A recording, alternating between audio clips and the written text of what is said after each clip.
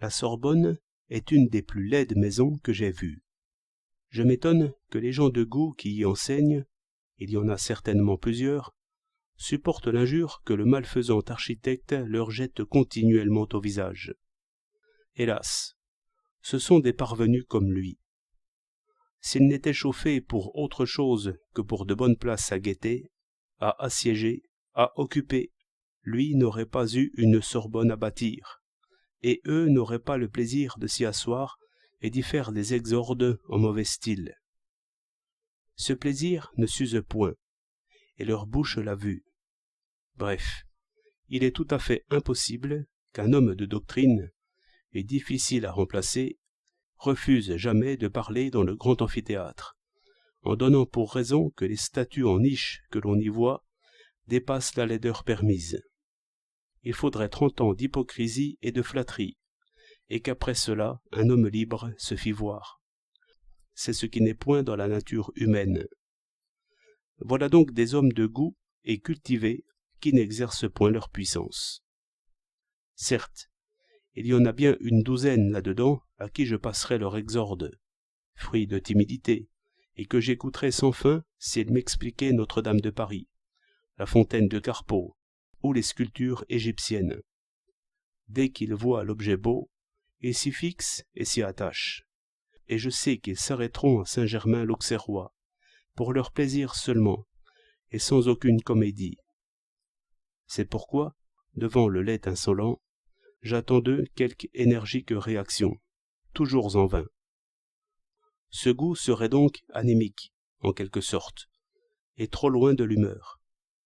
Hegel remarquait déjà qu'un certain genre d'extravagance devient plus rare, et que le bourru, l'emporté, le distrait, le moqueur, le glorieux, ne se voit plus guère qu'au théâtre.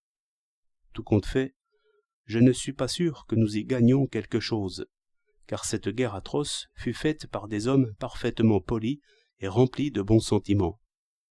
Il est toujours assez clair que les sentiments les plus éminents sont trop purifiés de sang et de bile. Je n'ai remarqué aucune méchanceté réelle en cette guerre. J'ai quelquefois regretté d'en trouver trop peu contre la guerre.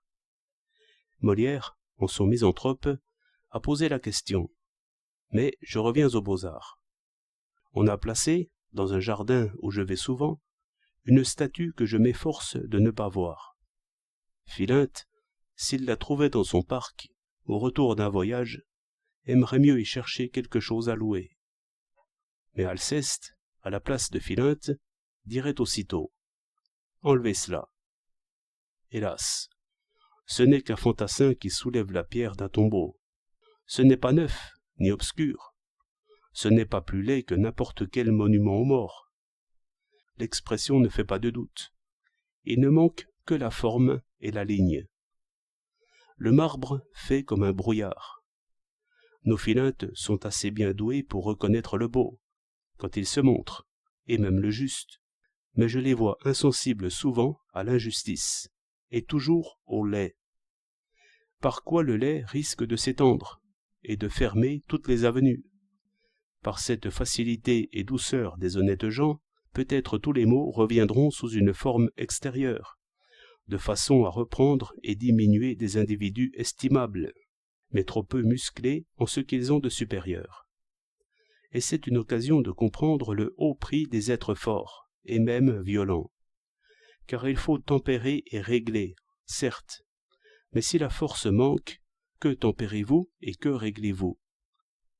D'autant que faiblesse fait masse, et que l'esprit trop prudent finira par être déplacé de sa loi intérieure. Comme dans ce magasin du bon marché qui annonce Sorbonne, croyez-vous que la pensée y puisse garder la forme humaine? Ces couloirs sont pour le trafic, et je n'ai jamais poussé ces ridicules portes de verre sans y voir, au lieu de ma propre image, quelque empressé chef de rayon, comme ce cordial penseur, toujours ouvrant ses portes de verre. Mais ne nommons personne.